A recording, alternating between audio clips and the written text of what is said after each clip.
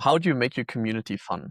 Every step has potential to either make your members enjoy the journey even more or potentially drop off. In this video, we really want to explain to you guys how to actually gamify your online community as well. And one of the things that we're going to be going over is the onboarding experience. Then we're going to take a look into the classroom and how we can almost flip that classroom into an educational machine for you as well. And then how do you use the calendar tab as well? You know, when you're building an online community, those are the three things that really set the foundations for what you're trying to achieve. Before we jump into this onboarding experience, we want to give you one quick win that you can take right now, which is a community post. The first interaction a member has is a gamified tutorial on how to use Skool. Now, a lot of communities in the online space will give you a video or they won't give you anything at all. I want you to sit there and think, when was the last time you played a video game that give you a tutorial that was just a video? You can't, because every single time they want you to get used to using both the tool and the actual experience, which is playing the game. And so what I've done here inside of my community is I have a very, very clear start here post. And usually, and what a lot of people have done in this space is they make this their introductory post. But we wanted to take it a step further and actually have the member use the Skool platform and they learn how to use it. And this is called the community loop. When a member clicks on this post, what they're going to see is just comment start. It's easier for your members to comment than it is for them to create a post in the first place. So they comment start and they get sent a DM. Inside of that message, it sends them a link. This is the post that link sends them to. This is where we ask for a little bit more of that member. Now we want them to introduce themselves with who are you and what do you do? And so at the end of that, they click for step 2. So when I click this screen, it takes them through to meet the team. What also does this do? It shows them the classroom tab, right? So I don't give them the full classroom experience. I just give them a taste of what it is. So it's taking the user both through learning about my community while simultaneously learning how the platform works at the same time. So they go through, they meet the team, they meet myself, they meet Sophie, and then they meet Leon. And you'll understand why they need to meet Leon in just a second. When they click step 3, it takes them through to another classroom, right? So I've set up these different classrooms and I'm using the Skool tools to guide my members. You don't want your members to be guessing all of these things. It's very clear in what they do. And so this last post we have is the final step for the mystery gift that they're going to unlock is to play this week's community game. What this is actually doing is it's getting members to talk to each other. You'll notice a lot of times in online communities, the leader will make a post and your members will comment the first comment and then the leader will respond. It's not good. It doesn't help your community. Why? Because if you step away, your community have no connection to anyone else in that space. So they go through, they play this game. And once they've played this game, they're going to message Leon. They are given something. It's like, hey, thank you so much for going through this onboarding. And now here is a gift for you. You actually know where your members are. Have they gone through and done that process?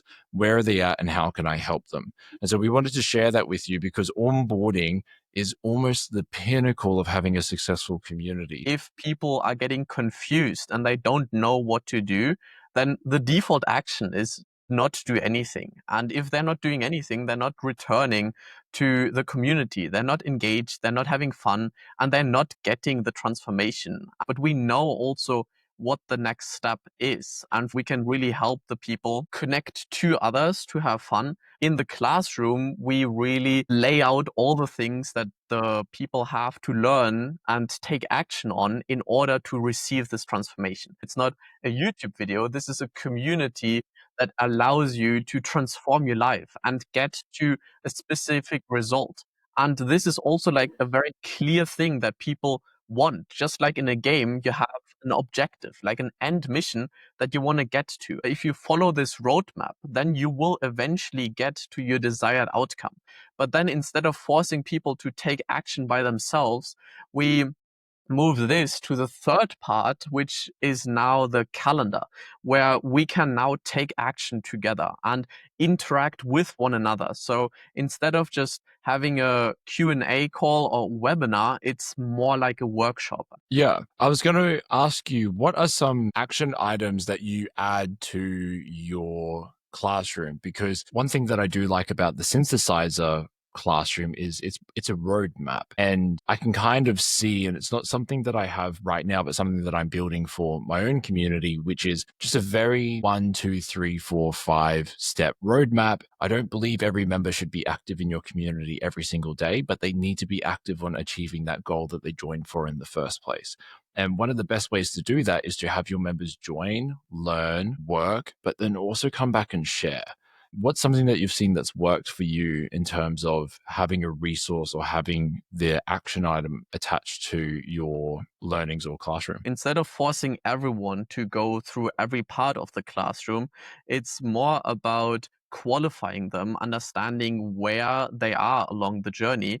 You don't have to go through level 1 to 3. You can already start at level 4 because you already know your niche, you already know who you're helping, and you already have an offer. There are two essential parts that we have to do as the owners of the community. So first one is a qualification, and I'm a huge fan of having some form of form that people fill out. Something that you could do with, for example, Leon, is when they receive this gift could be actually the assessment or the form that they fill out. So you know what to help them next with. Someone who is at level 8, for example, and who has gone through almost all of the classroom material is able to help the people who are just getting started. And this has a benefit for both the people who are at the beginning as well as for the person who is at the end, because one of the best ways to learn something is to teach it to someone else. Allow people to share what they're working on and give feedback on each other's content. I think this is the crucial aspect, what makes a community over just a space where there's a guru and everyone just listens to the guru, because that's not really a community. That's more like social media. And we are already tired of that. That's why we're thinking about how can we make the community more fun. Definitely. I think that's where having a strong foundational course helps people, because it's not necessarily referring to, or Ryan said this on a call, but rather this is what's in the roadmap. This is what's in the course. The reason that I do the topic based calls is because I think you need to have some level of consistency in sharing new information with your members, but also letting them know why they should be there in the first place. When you set a topic, it's like, oh, hey, I really want to learn that. Or it also tells people who know a lot about it that, hey, there might be a place where I can share that knowledge. I can be in that teaching role. As community owners, we are not the gurus. We are more like the guides who just point people in these different directions. And we say, if you go in this direction, this will happen, because we've walked this path ourselves, being this mirror for the people. So they have the feedback, which is another key aspect of gamification. Like, the reasons games are so fun is because they give you instant feedback and you know, am I doing the right things? As owners, we are kind of like the game masters of that community world. But in the end, it's really about like uniting people amongst like one clear vision and helping them find the next step. They need to know why they're doing something and what they have to do in order to get that dream outcome and achieve the results that we originally promised them. Covering through the onboarding, the classroom, and the calendar is really just a foundational start to where your community can go in the grand scheme of the internet, to be honest.